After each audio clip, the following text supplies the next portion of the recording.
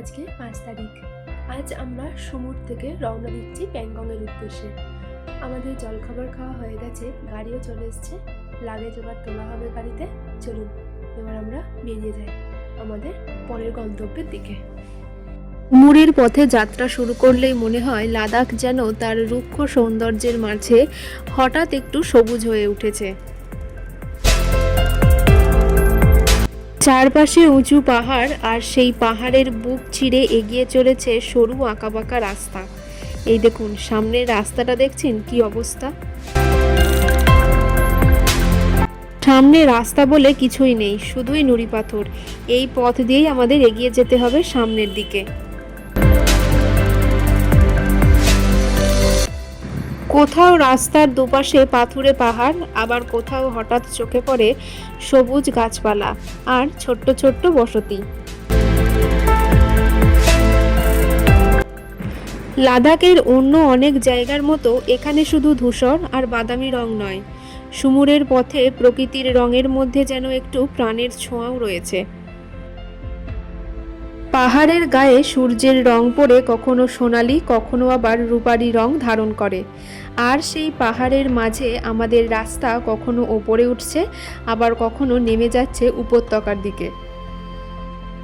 প্রায় অনেকটা সকালেই আজকে বেরোনো হয়েছে, আর এখন বাজে 12:30। খিদেও পেয়েছিল বেশ জোরে, সেই কারণে এইখানে একটু দাঁড়িয়েছিলাম খাওয়া দাওয়া সারার জন্য। তো টুকটাক কিছু খাওয়া হলো, এরপরে আবার আমরা এখান থেকে রওনা দেব সামনের দিকে। পথ যতই এগিয়ে যায় ততই বদলে যেতে থাকে দৃশ্যপট। একদিকে বিশাল পাহাড়ের নীরবতা, অন্যদিকে কখনো কখনো হাওয়ায় দুলতে থাকা সবুজ গাছ। মনে হয় যেন প্রকৃতি লাদাখের এই রুক্ষ মরুভূমির মাঝেও নিজের হাতে এক টুকরো সবুজের স্বপ্ন সাজিয়ে রেখেছে।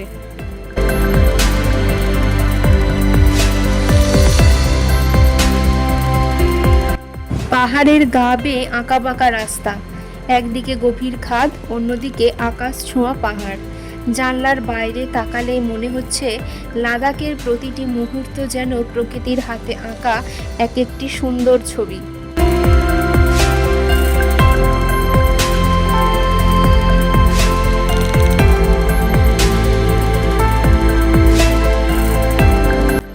যতই ওপরে উঠছিলাম ততই বদলে যাচ্ছিল চারপাশের দৃশ্য। সবুজ উপত্যকা ধীরে ধীরে হারিয়ে গেল, তার জায়গা নিল ধূসর পাহাড়ের বিশাল সাম্রাজ্য।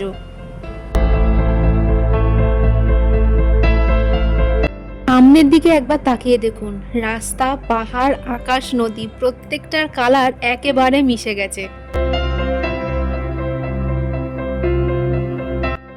সামনের দিকটা একবার দেখুন, রাস্তা বলে কিছুই নেই, শুধুমাত্র নুড়ি পাথর। এই মুহূর্তে গাড়ির ভেতরে প্রত্যেকে কিন্তু একদম চুপচাপ হয়ে বসে আছে, কারণ সামনের বাঁক আর সেই বাঁকের পরে কি আছে সেটা কিন্তু কিচ্ছু বোঝা যাচ্ছে না।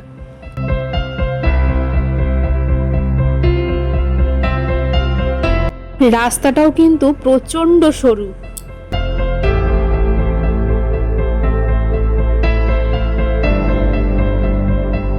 একটা করে বাঁক ঘুরছি আর মনে হচ্ছে যেন একটা করে বিপদ কাটালাম।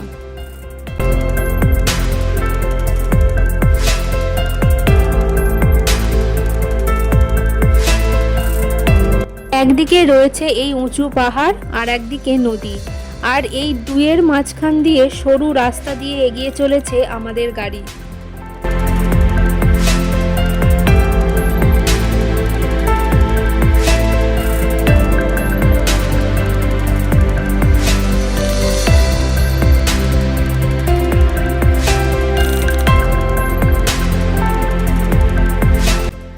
চারিপাশে এখন লাদাখের চিরচেনা রুক্ষ পাহাড়, কিন্তু এই রুক্ষতার মধ্যেও কোথাও যেন লুকিয়ে আছে এক অদ্ভুত সৌন্দর্য।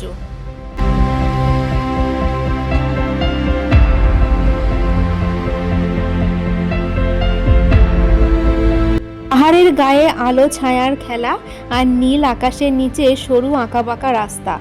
মনে হচ্ছে যেন এই পথ আমাদের ধীরে ধীরে নিয়ে যাচ্ছে কোনো এক অজানা বিস্ময়ের দিকে।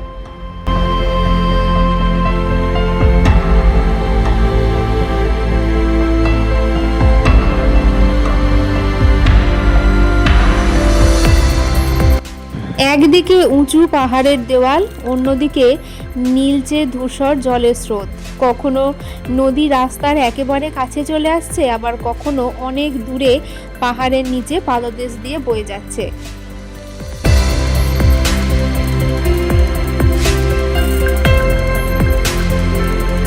প্রকৃতির এই অদ্ভুত খেলার মাঝখান দিয়ে এগিয়ে চলেছে আমাদের গাড়ি।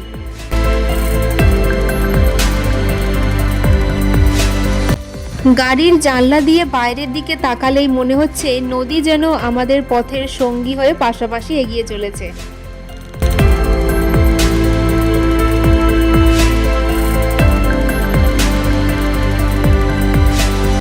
এই নির্জন পথে চারপাশে নেই কোনো মানুষের কোলাহল, নেই শহরের ব্যস্ততা, আছে শুধু পাহাড়, নদী আর আকাশের বিশালতা।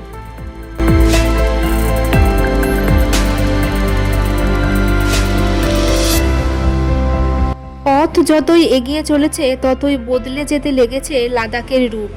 কখনো পাথুরে পাহাড়, কখনো নদী উপত্যকা, আবার কখনো যেন মনে হচ্ছে রাস্তা হারিয়ে গেছে পাহাড়ের বুকের মাঝে। কি সামনের রাস্তাটা দেখে ঠিক সেই রকমই মনে হচ্ছে না?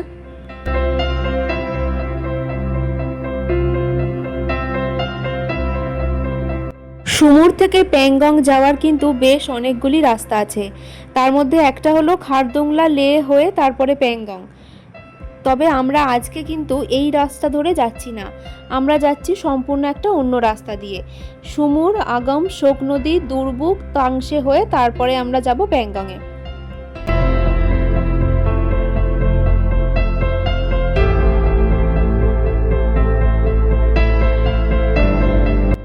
এইটাই সাধারণত সব থেকে জনপ্রিয় রুট। শোক নদীর পাশ দিয়ে এগিয়ে যেতে হয়। রাস্তার কিছু অংশে জলধারা বা খারাপ রাস্তাও থাকে, তাই আপনারা যারা মনে করছেন যে এই রাস্তা দিয়ে যাবেন তারা কিন্তু অবশ্যই স্থানীয় রাস্তার অবস্থা জেনে তারপরেই যাবেন।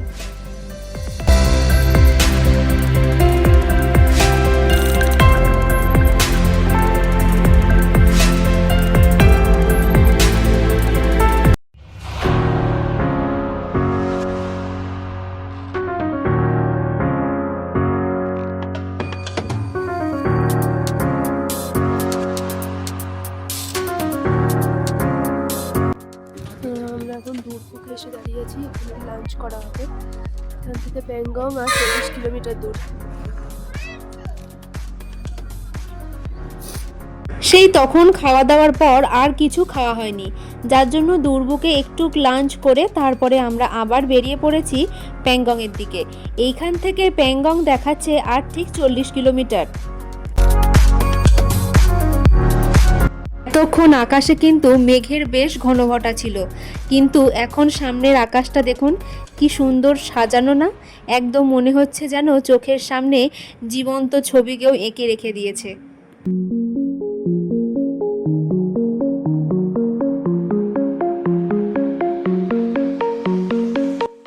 চারপাশের পরিবেশ যদি এইরকম সুন্দরভাবে সাজানো থাকে তাহলে যেন মনে হয় ঘন্টার পর ঘন্টা এই রাস্তা ধরেই এগোতে থাকি, পথ যেন শেষই না হয়।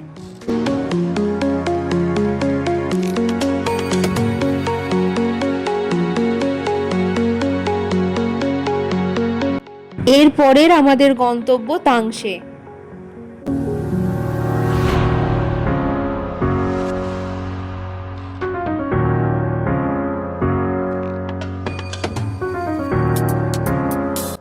চারপাশের পাহাড় ধীরে ধীরে আরও কাছে চলে এসেছে। রাস্তার প্রতিটি বাঁক পেরোনোর সঙ্গে সঙ্গেই মনে হচ্ছে যেন প্যাংগং আর খুব বেশি দূরে নয়।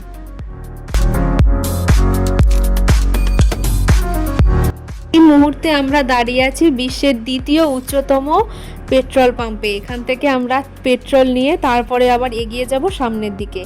আর এখন কিন্তু আমরা তাংশেতেও উপস্থিত হয়ে গেছি। এখান থেকে প্যাংগংয়ের দূরত্ব আর খুব একটা বেশি নয়।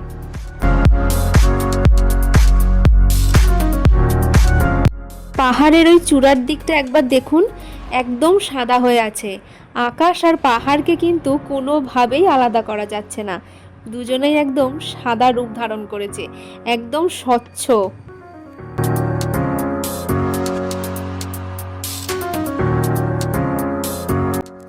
রাস্তার প্রতিটি বাঁক যেন একটি নতুন সুন্দর দৃশ্যের জন্ম দিচ্ছে। কখনো পাহাড়ের গায়ে সূর্যের আলো পড়ে সোনালি আভা ধারণ করছে, আবার কখনো ছায়ায় ঢেকে থাকা পাথুরে পাহাড়কে মনে হচ্ছে ধূসর কোনো বিশাল প্রাসাদ।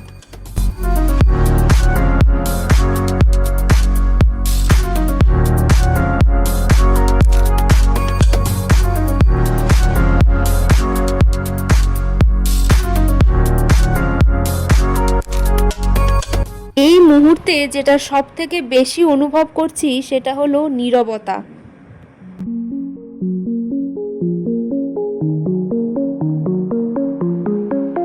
শহরের কোলাহল নেই, নেই মানুষের ভিড়, শুধু দূরে পাহাড়ের সারি, মাথার ওপরে নীল আকাশ, আর বাতাসের সঙ্গে মিশে আছে এক গভীর প্রশান্তি।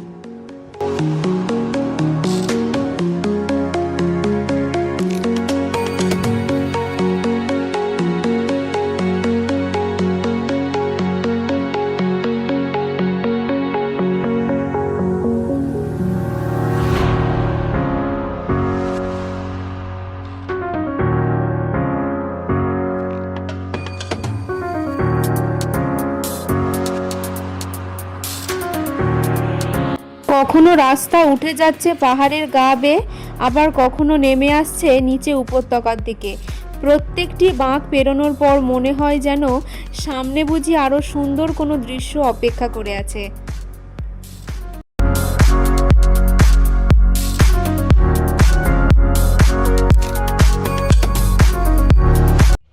প্যাংগংয়ের পথে তাংসের এই রাস্তা শুধু একটি পথ নয়, এটা এমন এক অনুভূতি যেখানে পাহাড়ের রুক্ষতা, নদীর শান্ত স্রোত আর আকাশের অসীম নীল সব কিছু মিলিয়ে তৈরি হয় এক অবিস্মরণীয় লাদাখ।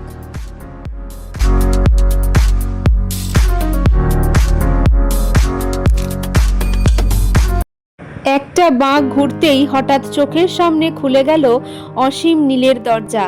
সামনে প্যাংগং লেক, নীল আকাশের নিচে নীলচে জলরাশি, আর তার চারপাশে রুক্ষ পাহাড়ের সারি।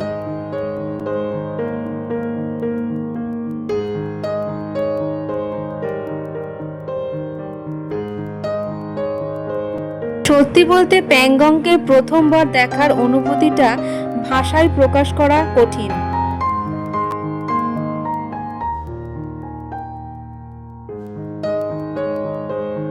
আর একটু দূরেই কিন্তু এই লেকের সৌন্দর্য উপভোগ করার সুন্দর ব্যবস্থা আছে, কিন্তু আমাদের আর তর সইল না। মাঝ রাস্তাতে দাঁড়িয়ে পড়লাম লেকের সৌন্দর্য একটু উপভোগ করব বলে।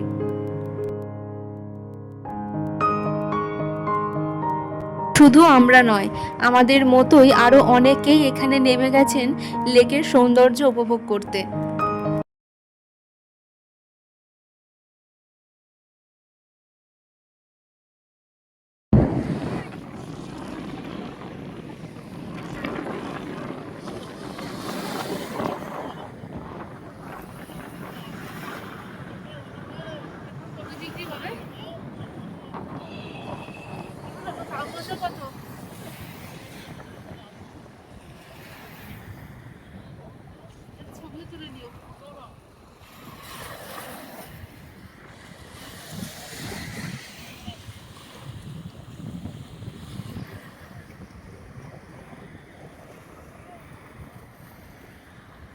আমি একটা জিনিস বোঝানোর চেষ্টা করছি, জলের রংটা পরিবর্তন হচ্ছে, বুঝতে পারছেন কি? আমরা এখন আছি প্যাংগং লেকে, যার 1/3 অংশ ভারতে আর বাকিটা চীনে। তো আমরা এখন যেখানটায় আছি এখানটা হচ্ছে 3 ইডিয়টসের শুটিং পয়েন্ট। চলুন সামনের দিকে যাই।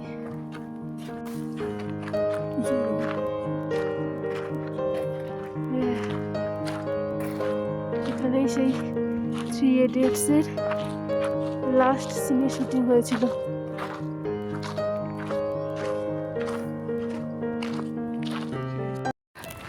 दुनिया को बदलने चला था, एजुकेशन सिस्टम को बदलने चला था, अब बच्चों का डायपर बदलता है।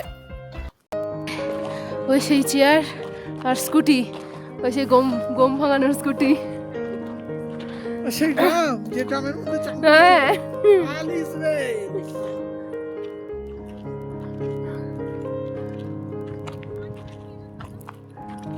सक्सेस के पीछे मत भागो एक्सेलेंस का पीछा करो सक्सेस अपने आप पीछे है প্যাংগং লেক লাদাখের অন্যতম বিখ্যাত প্রাকৃতিক আকর্ষণ। এটি সমুদ্র পৃষ্ঠ থেকে প্রায় 4225 মিটার উচ্চতায় অবস্থিত।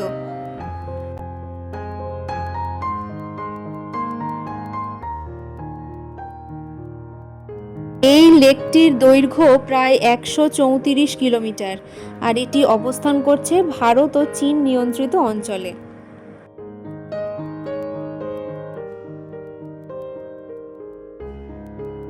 টির প্রায় 1/3 ভারতের লাদাখে আর বাকি অংশটা রয়েছে তিব্বতের দিকে। প্যাংগং লেকের সবথেকে আকর্ষণীয় বৈশিষ্ট্য হলো এর জলের রং পরিবর্তন হওয়া।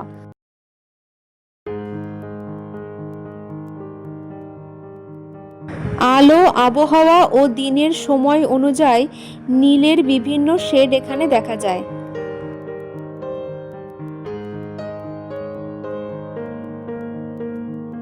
প্যাংগং একটি লবণাক্ত লেক, তবে সমুদ্রের সঙ্গে এটি সরাসরি যুক্ত নয়। সামনের এই লেহেঙ্গাটা দেখে তোমার কোন সিনটা মনে পড়ছে? वही तो से लास्ट सीन घूंघट में आती हो तुम रोज मेरे सपने में घूंघट में आती हो दुल्हन की जगह अभी हेलमेट उठाते और ठास करके चढ़ाते এই হচ্ছে সেই ঘুমঘাটের কস্টিউম আর হচ্ছে গরু ভাঙানোর স্কুটি, যে স্কুটি করে প্রিয়া यार हेलमेट और আছে প্রিয়ার হেলমেটও আছে এখানে।